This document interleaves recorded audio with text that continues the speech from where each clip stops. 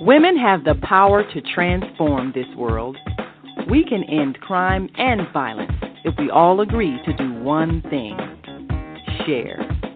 Let's share our wisdom, share our time, share our talents, share our finances, but most of all, let's share our love. This is the female solution.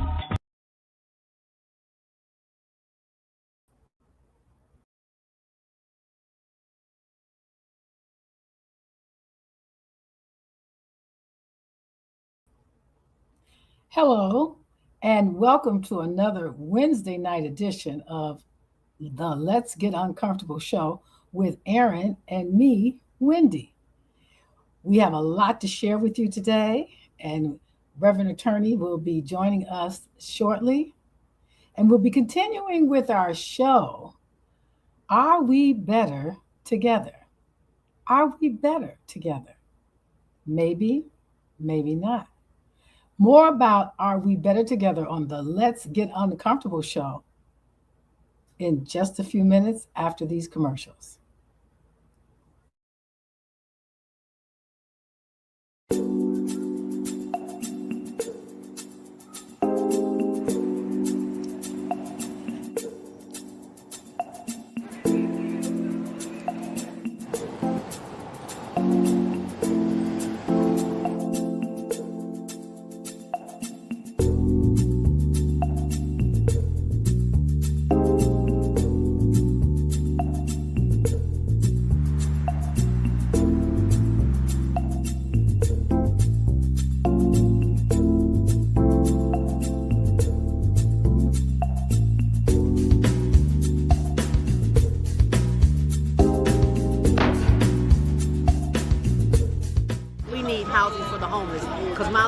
In which we're doing this documentary for Douglas Robinson, Your Death Will Not Be in Vain.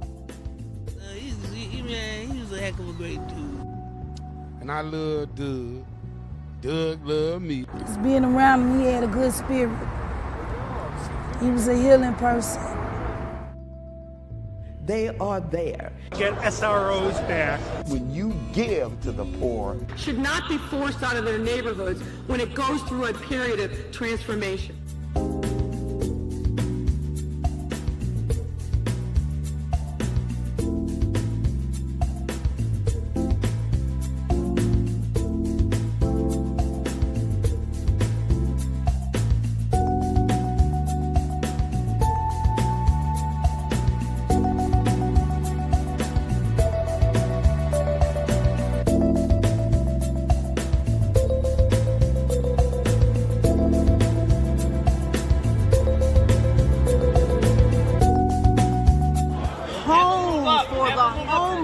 Because there are too many people who are losing their homes to taxes because they can't pay a $1,000 tax bill.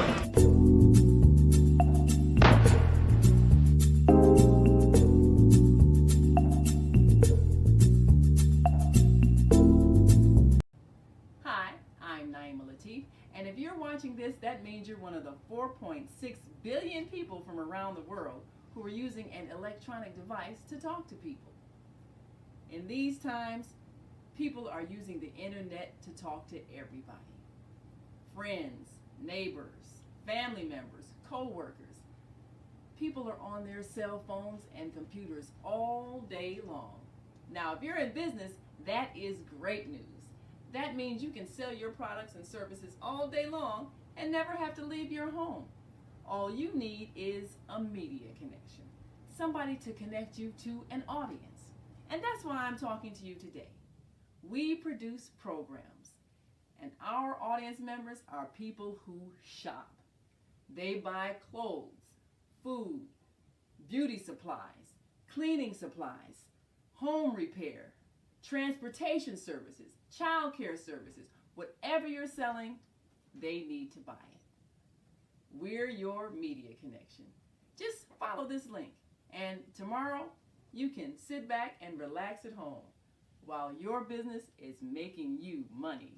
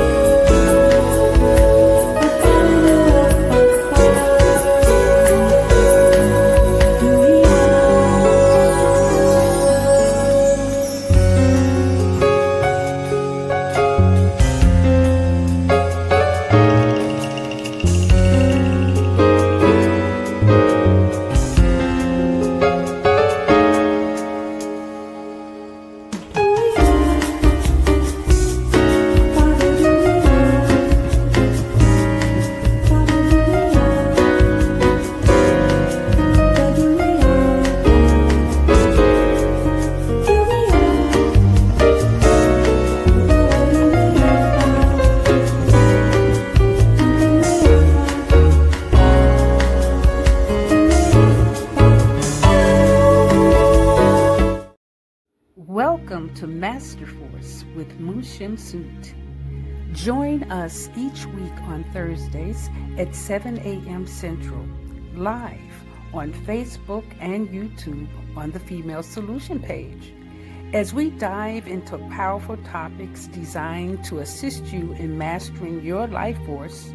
Our conversations feature a diverse lineup of experts, all dedicated to your growth. Tune in weekly to discover new ways to elevate your spirit and raise your vibration. And remember, we are ascending. What's up, guys? It's Osada, the host of the Gathering of the Griots podcast, part of the Female Solution. Want you to join us every Tuesday morning from 7 a.m. to 8 a.m. And guess what we do? We interview authors of the Soulful Chicago Book Fair. The books, the experiences, the lifestyles, all of it with fervor. So be there right on the Soulful Chicago Book Fair YouTube page or on the Female Solution Facebook page. We look forward to having you and all our literary essence. Peace.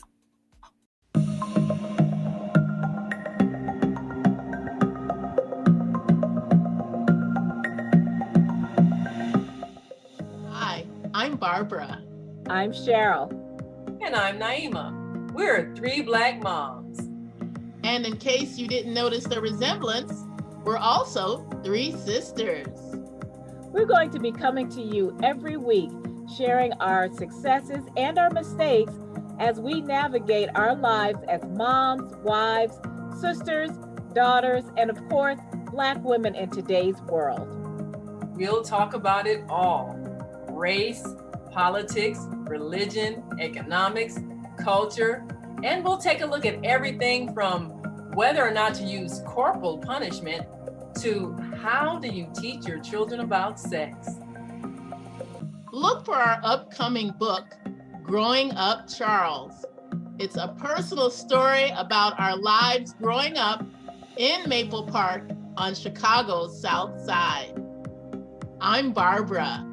I'm Cheryl. And I'm Naima. We're three Black moms. Follow us on Facebook and subscribe to our YouTube channel, Three Black Moms.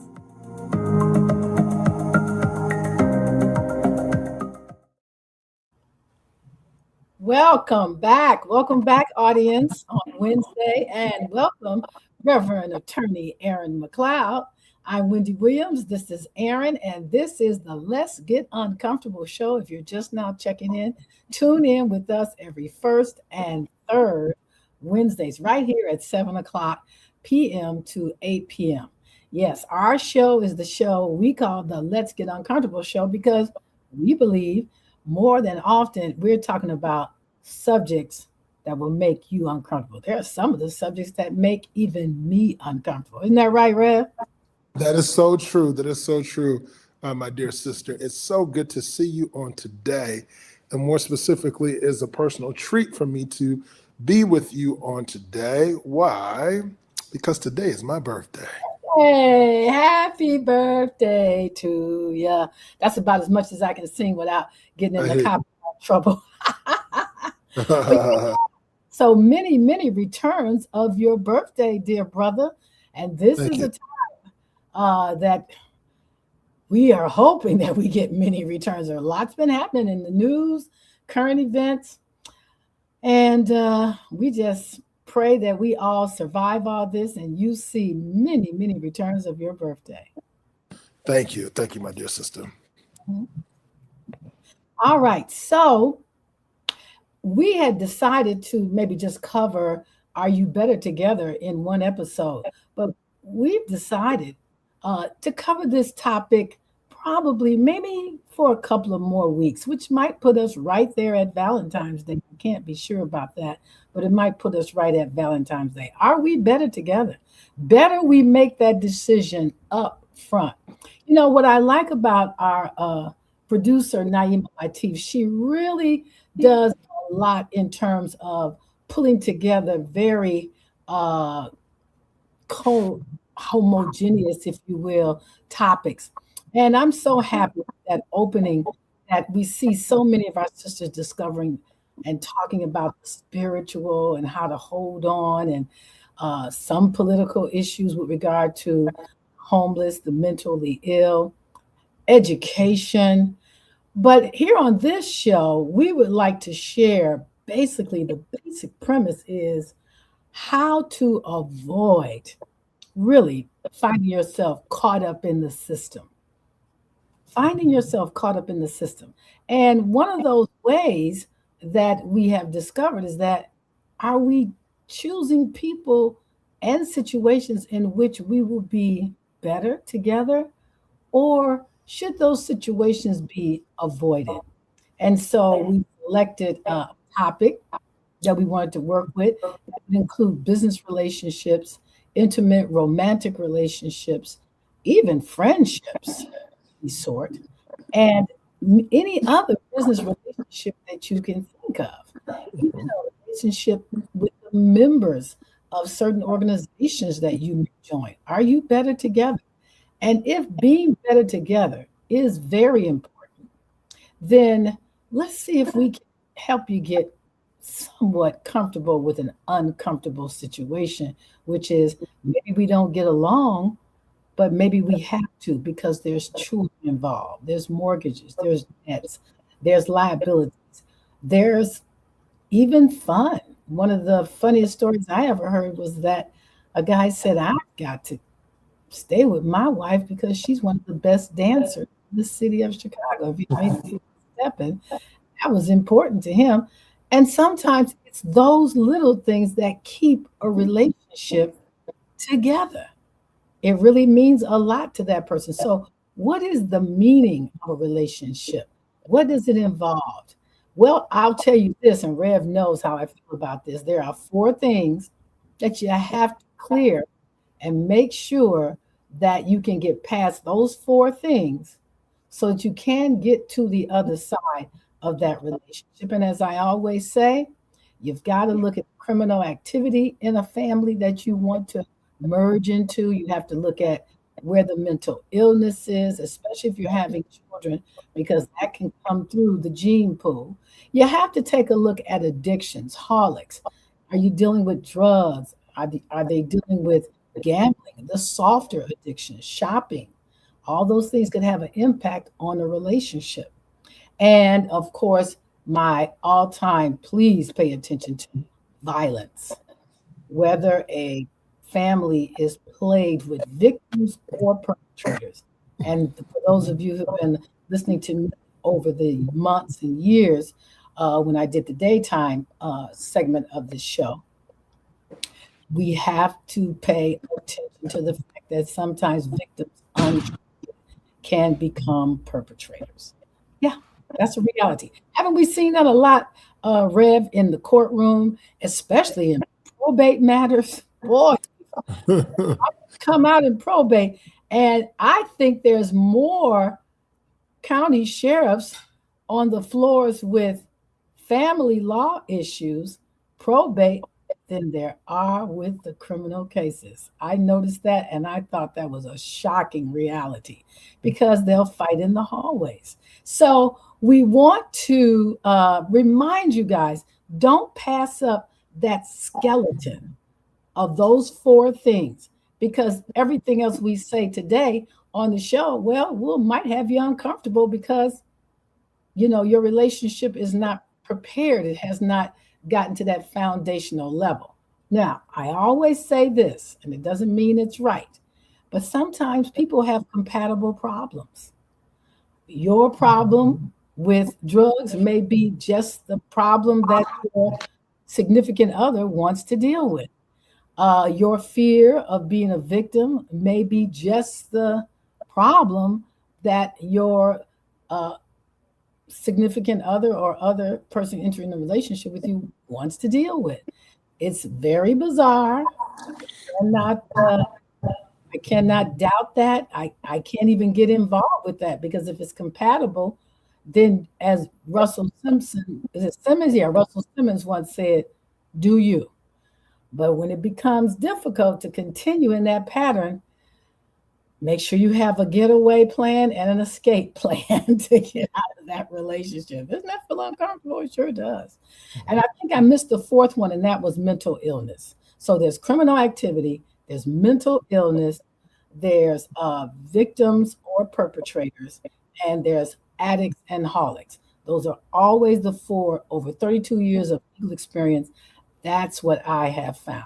And good evening out there to those who are tapping in, and we're happy to see that you're coming on and checking in with us, and you don't mind getting uncomfortable, because that's what this is. We got the other shows to make you feel comfortable. Zelda Speaks and some of the other ones make you feel comfortable. But we're gonna spin you into Zelda. You're gonna need Zelda after you listen to this. After you listen to this show.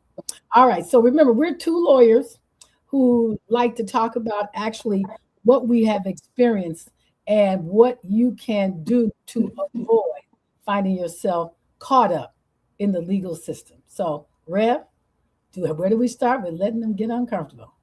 I'll tell you, I think that Cody Cortez was on social media this morning, and she began to talk about boundaries. And for her to be such a young person, she's very intentional about how she facilitates or curates a positive relationship with her spouse. And she said something to the fact that she never goes and tries to demean or to throw low blows in public about her spouse, because that gives permission to other people to undermine or to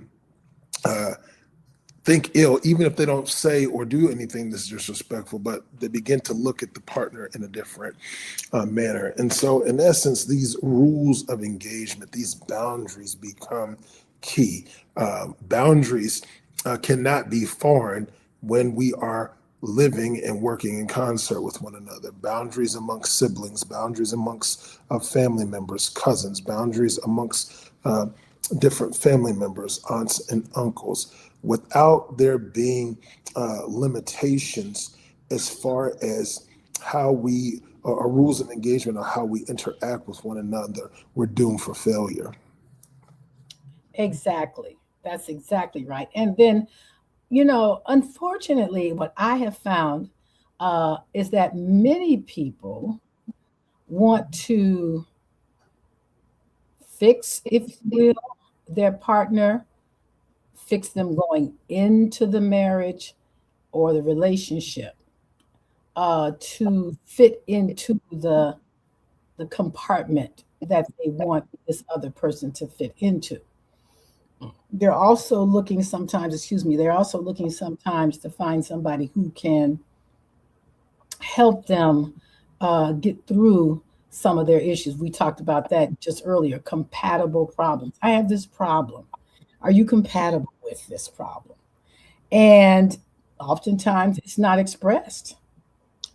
Sometimes it is expressed. I've seen male social workers marry one of their clients because that person felt he could feel that need, and he wanted to feel that need. And they had a very successful relationship.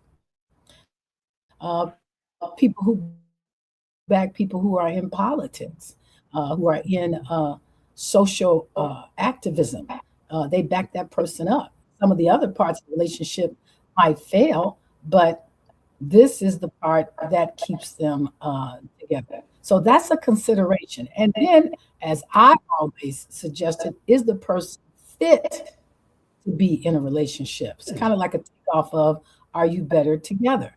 And those four things that I mentioned, they won't get in the way if you are compatible with those issues. But if you're not compatible with those issues, then you may want to take the next step to see how are you managing that. And when I say you, I'm talking to the person who is aware that these could be issues for them. However, they can get through this relationship if the other person recognizes that those issues of criminality, mental illness, victim/perpetrator, alcoholics, addicts, or holics of any type, soft and hard, is my issue, and I won't let it affect our relationship. I think that's what you were talking about, Red, when you're saying put up the appropriate guardrails. That's what it'll look like to me.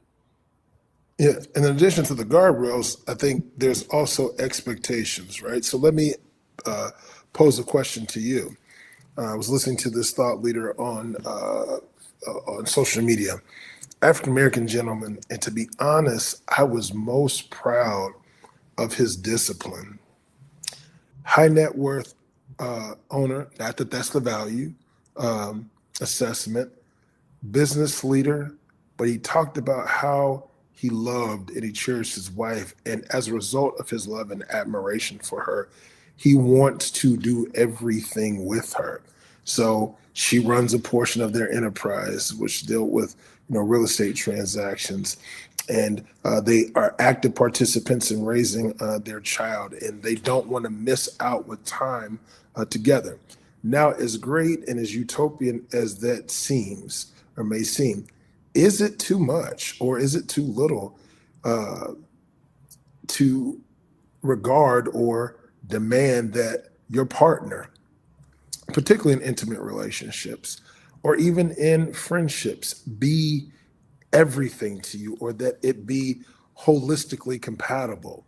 Or are we just dealing with, are we being unrealistic?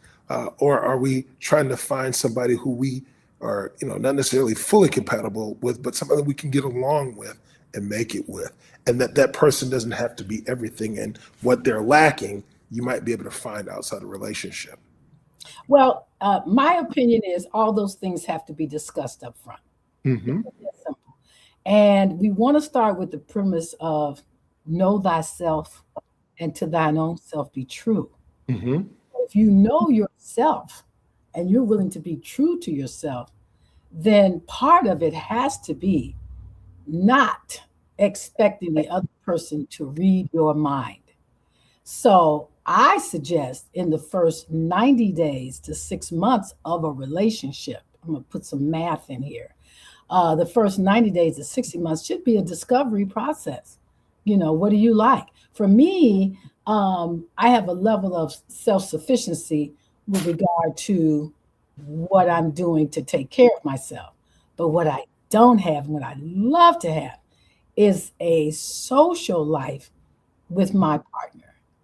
I would like for that person to be compatible with my activities. Do you like to roller skate? Do you like going to museums? Mm-hmm. Do you like flying to different countries and looking at historical,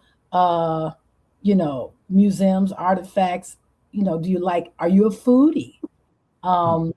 Do you like going to plays? To me, that's the critical time, because at this point in my life, I know myself, and frankly, I can pretty much take care of myself, plus or minus a few months in the year. Much I take care of myself, and one of these days I'll be able to say very comfortably that I always take care of myself, and I'm going to take care of myself even when the going is tough.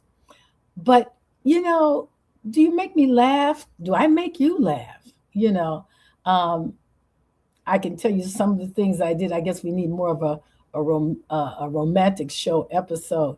But there are some things that you do to make your spouse laugh. Like I'd play dress up sometime. I may dress up like I don't know who's out there you might want to dress up with. Tina Turner was my favorite and still is. And I may dance around the room and I want somebody in my life who can appreciate that. And I have had that in my life. Thank God. I know what that's like.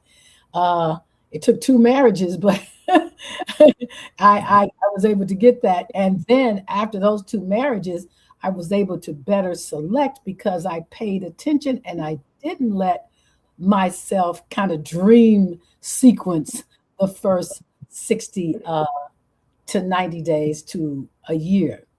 So here we got a question. Parents used to be critical about who came to marry their children. That's right. and kept a watch on them as part of the family. That's right. And during that time period, the author of this text to us, I need to tell you, that's when things were a little monolithic and homogeneous. Today, it's going to be a little crazy. But anyway, now there's no guardrails for relationships for men and women to feel confident to engage in, and failure is imminent.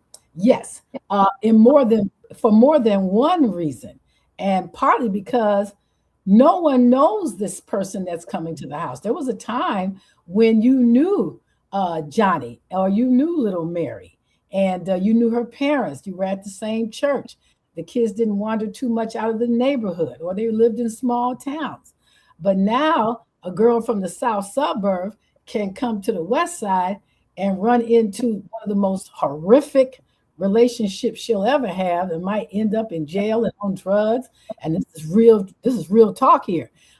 You're a well kept, and your parents have you groomed and on a path, and you take one trip downtown and you meet Boogaloo, and it's all over for you. Okay. So no, we have to find a way to protect our children. So the same person is saying, how do we protect our children seeking to marry someone who makes us uncomfortable? Well, first of all, that's a problem in and of itself, that the child is seeking someone to make you feel uncomfortable. And that's what I was talking about earlier. There was a time when the child would choose someone that you knew, okay? But these days, how did the child get from, here's what I want to know. How did my child get from the south side, south suburbs, all the way to the west side? That's what I. Now, I'll tell you what I've heard from real smart parents. She was a lawyer and a social worker. She said she went everywhere her child went. These were two boys. And I took from that, when I was raising my boy and girl, I would give parties at my house and tell them to invite their friends. And I would have a nice little pad at the front door, put down your name, your phone number, and we'll make sure you get invited to the next party. Well, Mr. But Turner, that list was really designed to know where my kid might be. Okay, are you on the west? You live on the west side. What are you doing out here in the south suburb at this party? And who is we about to have some Chicago geography warfare. But before we get into that, we need to come back to that. Let's take a quick break, Mr. Attorney, but we're coming right back to that. Coming right back to this. You're here on Let's Get Uncomfortable with Aaron and Wendy, Mr. Attorney and Reverend Attorney. We love you. Come on back here after we hear from our sponsors.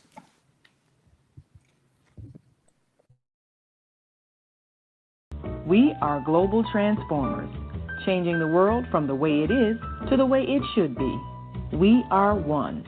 Wherever we live on this earth, we are one human family.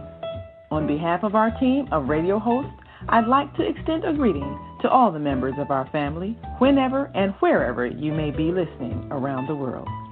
To our family in China, Ni Hao. In India, Namaste. In Japan, Konnichiwa.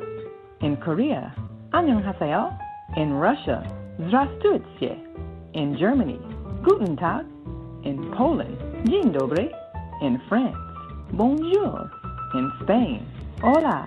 In Italy, Ciao. In Egypt, Ahlan wa sahlan. In Ghana, Akwaba. In Nigeria, Peleo. In South Africa, Sawubona. In Senegal, Nangadef. In Kenya, Jambo. In Israel, Shalom. In Pakistan, Afghanistan, Palestine, and Saudi Arabia, Assalamu alaikum. Greetings, and may peace be upon you all. Join us live on the on-air radio network called 727-731-5192. We want to talk to you. Leaders of nonprofits empowering worlds. Let's go. But the vision that God gave me, I I felt that it was time for me to step out and work on the vision that God gave me. We need look no further. We have a unique voice. We have a unique talent pool.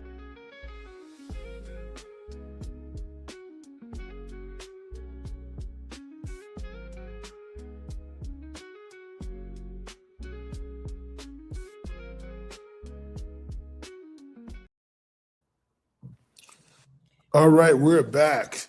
Ms. Attorney, let's go back to this question that you were unpacking about your children being attracted or trying to get with people who make you feel uncomfortable when they're trying to build these meaningful partnerships, particularly intimate relationships, maybe friends. Let's go back to that and what you recommend or what you've done. What's the story behind that? What's your philosophy behind that? Some real practical things. That was one thing that my girlfriend used. And as an attorney, once upon a time, a young attorney, I actually went to a gang initiation. And that was an interesting experience because I was like, this is all wrong.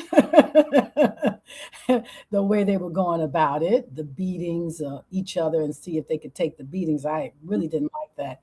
And but they had a lot of respect for me. In fact, those young men that escaped prison or successfully made it out of prison and successfully have improved their lives, they kind of appreciated that about me. And it's very interesting. I'm gonna answer this question. Give me a moment to kind of get to that. I mean, don't rush. Take your time. So what happens, I'm thinking, is that the kids want to know that you care. So even though it looks a little overbearing, you can get through that. You can do it without it looking overbearing. Like I said, sign in here. If you don't sign in, you're not going to make the next birthday party. And wasn't this one great afterwards? And you can also get a look. Now, what that social worker / lawyer did, because she was a social worker and a lawyer, she would, if her kids weren't answering their phones or they couldn't be found, she showed up at the homes that were on the list. She showed up at those places. Hi. And after a while, those up to no good said, hey guys, you can't come over here anymore because your mama keeps showing up. And actually, I wish my mama would show up and look for me. She's not looking for me. You see? Now, this person says, well, is transportation not a problem? And most have cars now. That's right. But you still have the list. Or you can still, invite them to have lunch with you guys. You can stop at a Burger King or something like that. Here, bottom line, figure it out how to get to know who your kids are running around with. And if you come to that place in life where you're just unlucky, then what are you going to do after that? Now, there was a time where there was enough money in the family, you would send the kids away. How about the kid ended up in Mississippi for the summer? That was the end of the West Side guy, okay? Because he couldn't catch up with her. Now today, he may be able to catch up with her. I doubt if he's going to get on a train and travel down to Louisiana, Arkansas, or places of that nature. But the most important thing is this. Why doesn't your child share these things with you? Let's go back to you. What's going on? Do you sit down with your daughter and son and say, who is she and what is she like? The little girls were knocking on my door to see my son. And I got a chance to get a kind of a field of vision on who he was going out with and playing with. And the girls are generally easier to catch up with because you can invite them in. You want to come in, you want a soft drink, or where do you live and where do you go to school? I mean, we have to pry. These are your kids now. Now, I always tell parents, do you want to spend the bond money or do you want to spend it on tuition? And you can pay me. I'll take it all. I'll take all that tuition money. But if you want to keep me in the poorhouse, Find a way to get to know what your kids are doing, really. And watch out for those slumber parties. Let's get uncomfortable. I've seen a slumber party where all the little girls got raped by the older brother's friends because there was no one chaperoning those slumber parties. That's another thing that you can do. You have to make sure you're chaperoning. Create those things. I mean, I've seen people get creative with weddings and what's the other things? Weddings and bridal showers and let's go to Dubai and get married. Come on. You got to be able to figure out how to outsmart your child. I mean, at least to the point that when he or she really screws up, you can say, hey, these are all the things I asked you not to do. These are all the things I did to prevent you from being here reasonably. Do you really expect me now to shuffle out the mortgage money, the car note money, or the other kids' tuition money to bond you out of jail? The answer should be a resounding no. And so early on, you should really be monitoring your children's behavior as much as you possibly can. It's a chore. Quite frankly, the experts are saying now, work during your pregnancy, have your child, be at home with the child up to 6 years old, and from 6 years old to 18, when they start school, you're at home. So that means you're not getting your nails done. You're not getting your hair done. You're not getting lashes put. Now, I do say stay in the gym, okay? We got to stay in the gym. We got to keep teeth, during that time. And you got to make sure your skin is in great shape because I can attest to the fact there's life after 50. Okay, there's life after menopause, not all over. Okay. So that's what needs to be done. You're going to need to get a strategy and a plan to outwit someone you gave birth to. And it's not easy. And let me tell you, I made a lot of mistakes. Raising mine, but I did some things right. And at least I was able to keep my kids out of jail.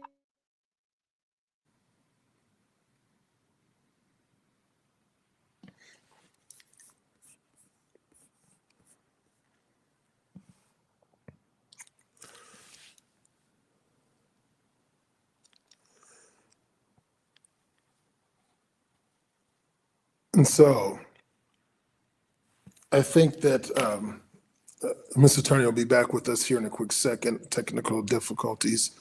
But within that, the insight that she was sharing, I think was spot on. I think we don't do our children, or we do our children a disservice by not really exploring who they are and what it is that they like and what it is that they're attracted to. Really asking questions and spending time with them to understand the things or the issues that they're trying to overcome.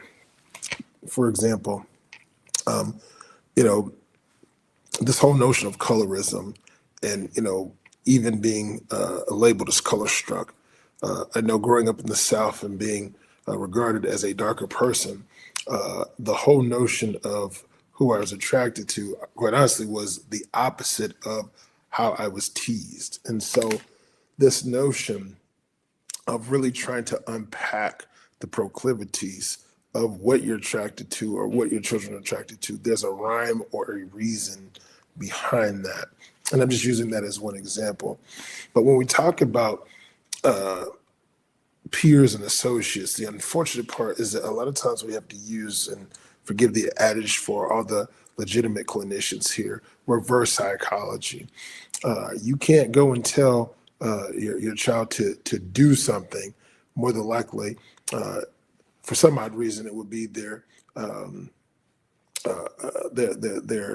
proclivity to go and do the thing that you tell them not to do.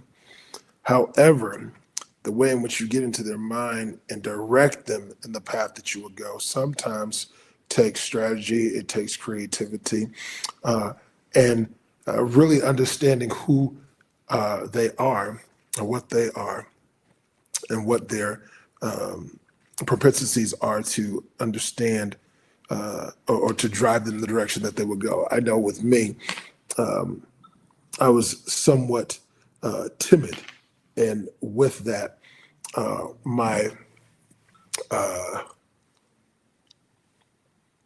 would get in situations, and the things that my parents I knew didn't want me to do, or certain trouble I did not want to get in, I feared not only my parents, but the consequences of my actions, because I knew that if I did something that was of ill repute or that was wrong, my parents were going to make me suffer the consequences accordingly. And so I veered from certain realities, if you will, or from certain behaviors or endeavors, because I did not want to suffer the consequences. I did not want to deal with the realities that my behavior might have me result in. And so to that end, knowing what those the proclivities of your children, I think, becomes a huge advantage. Also, this whole notion of do this or comply because I said so. I think historically in our community, we undermine that, we are rational beings. Now, I'll be the first one to admit that I was disciplined as a child. And quite honestly, not that I was ever trying to outsmart my parents, but I felt that there were certain instances where they undermined my ability to reason, or the lack thereof. But to converse and to explain and to provide context would have really, really, really assisted me in making choices or learning from my errors, versus doing something, receiving a punishment without explanation, because it doesn't allow you to process. It doesn't allow you to make meaning of what it is that you have going on, or what it is that you've done wrong. And so the whole notion that we have to be pugilistic with our children or beat them to understand, versus reasoning with them. That doesn't mean that you're your child's friend or that they're your equal. But if we don't begin to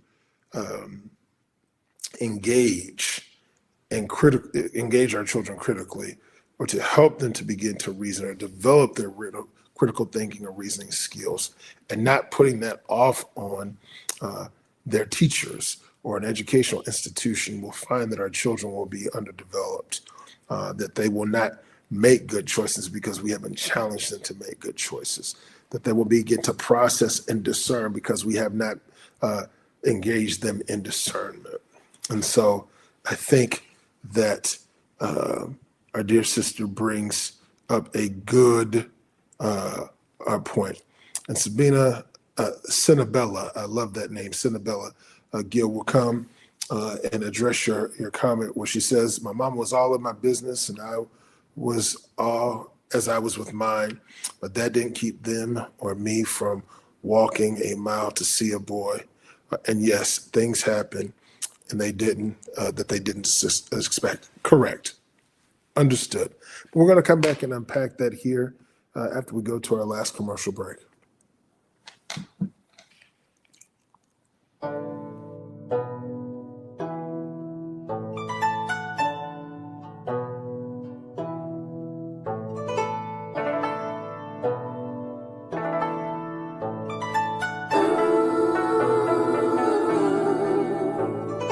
Mommy teaches the young ninja, teaches him to be cool. Mommy teaches the young ninja, teaches him to take a breath. Mommy teaches the young ninja, teaches him to be cool. teaches him to have a rest. Mommy teaches the young ninja, teaches him to be cool, teaches him to do his best. Mommy teaches the young ninja, teaches him to be cool, teaches him to ace his test.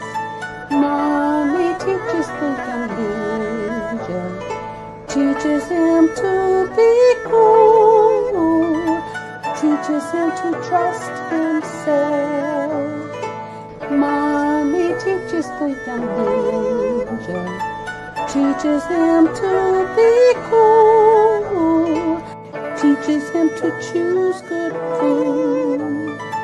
Mommy teaches the young ninja, teaches him to be cool, teaches him to see his best.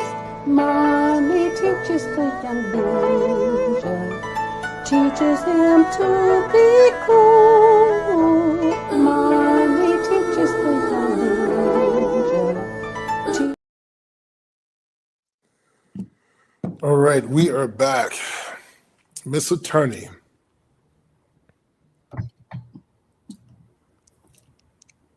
Can you hear us, Miss Attorney? I can't hear you guys. Can you hear me? You can hear me? Can you cut your microphone on? I still can't hear you. You can't hear?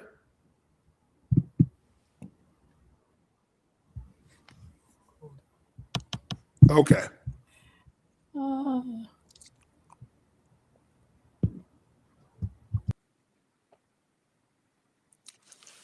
She'll be coming back with us in 1 second. And, to be inquisitive about what our children are doing does speak volumes about our care and our concern for our children, but they must be monitored. We forget that our children have undeveloped minds, and they must be monitored, because they will, if left up to their own devices, they will make immature decisions. And so we've been there. And the same things that our parents that we were trying to get into, our parents got into. So there's nothing new up under the sun. Still again, Sabella say, I like that. Dealing with your parents can be a deterrent. I was not crossing mine. Yes, I wasn't crossing mine either. I was not crossing mine either. And my mother, for some odd reason, took pride in trying to embarrass me in public. And so I tried my best to be on my best behavior, because I wanted to be a reflection of my family and the expectations that they had. When we talk about associations, in particular partnerships, one thing I will say that I wish my parents would have done differently is they really set boundaries as far as making sure that I was associated with good people, in particular my male peers. However, on the dating scene, or the dating end, that was somewhat taboo, to be quite honest with you. This whole notion of being in a relationship at a early age, a teenager, I had to be 14, 15, 16 before I could have a girlfriend. And more specifically, I think it was even older for my younger sister. But how to be healthy in a relationship, particularly in your young years, to understand that it's normal to have a friend intimately, or a close platonic friend who is of the opposite sex, or who you're attracted to, and to be in that relationship in a healthful sense. And sometimes we don't navigate that well because we have not been taught to do so. Mr. Attorney, what are your thoughts? Okay. So with that,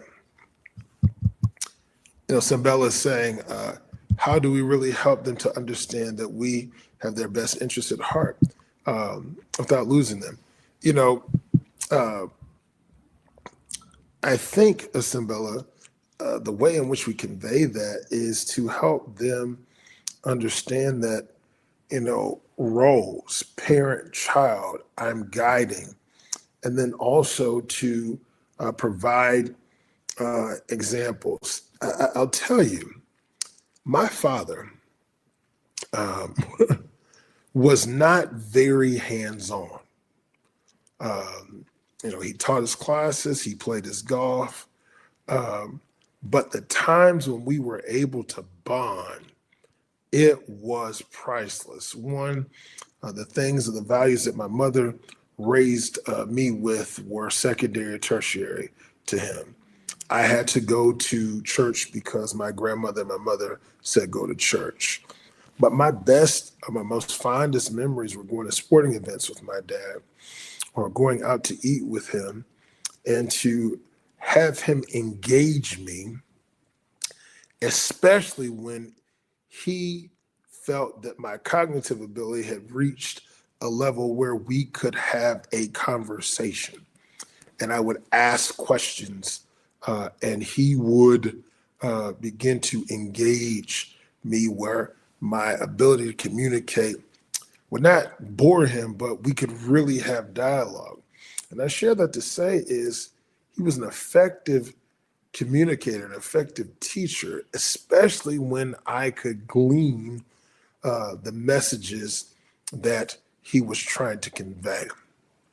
I miss him dearly because once I could relate to him and begin to engage and communicate on his level, he was a wealth of knowledge, and I could go to him for advice, much more so as an older person versus a younger person. And arguably, he didn't have the patience to deal with me as a whining young kid. But when I became of age, where I could manage my own self and navigate my own self, he was definitely a fun person to be around. But he could talk and teach. And one of the reasons why I did not abuse drugs early on is because I had a rational conversation with my father about how drug abuse derided certain members of my family. And he was able to convey and make his points and say, don't do this because I said so. You might want to choose not to do this because here are the consequences. Here are the examples. This is what you don't want.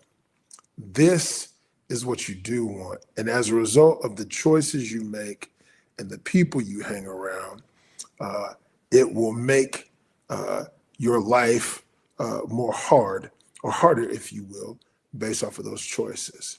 And it wasn't anything that he had to beat into me. I tell you, I can count less than one hand the times that my father had to discipline me physically.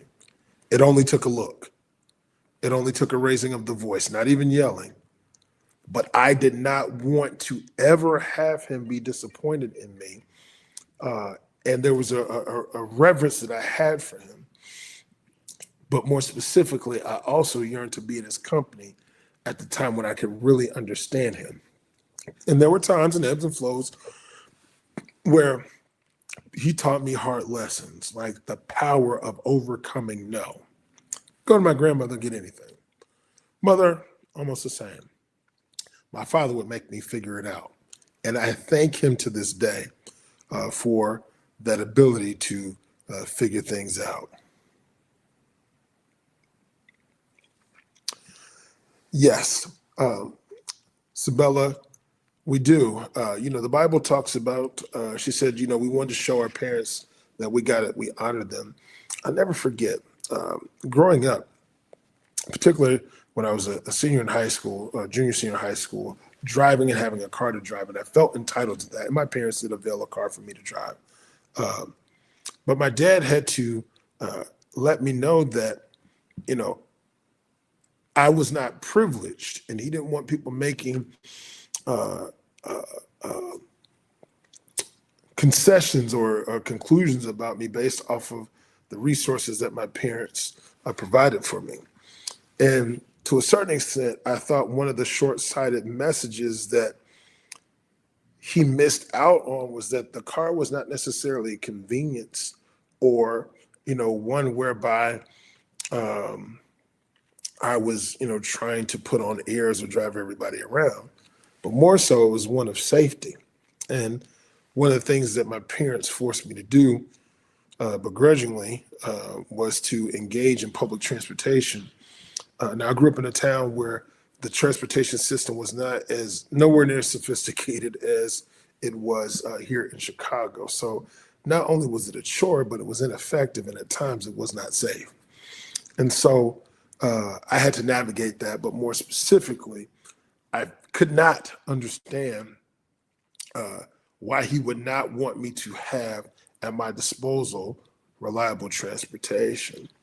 But then I did learn, and even have had lessons today, that what he was trying to do was help me navigate the social spheres of bigotry, of jealousy, where people would do things. You think that they're championing you or, patting you on the back because, you have things that they emulate or that they admire. But the jealousy really, quite honestly, fuels evil and is as detrimental as other vices where people want to size you up because you're not like them, if you don't fit or you stand out. And so, we have to figure out ways in which we navigate that accordingly. Miss Attorney, holla if you hear me. Can't hear still? Ah! I can hear you now. Can you hear us now? I know you can. I give up. The 7 o'clock hour for this show must be a bewitching hour for me. There's no cats tonight. There's no family members tonight. And still, there must be a gremlin in this laptop because I'm on the phone now. And God only knows how long this is going to last. Well, give us the last comments. We have one of the things is we have to start with our children real early. I did.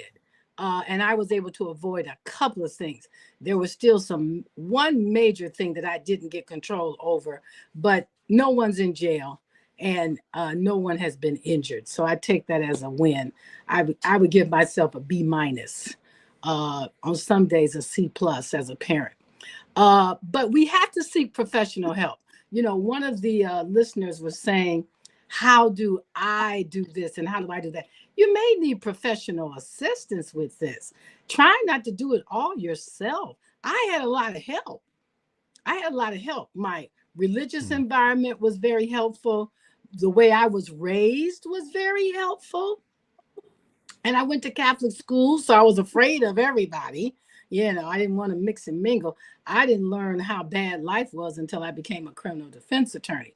So, otherwise I had on blinders, uniforms. I went straight to school. I came right back, and that was it. So it's 8 o'clock. We'll see you the next time. All right. Until the next time.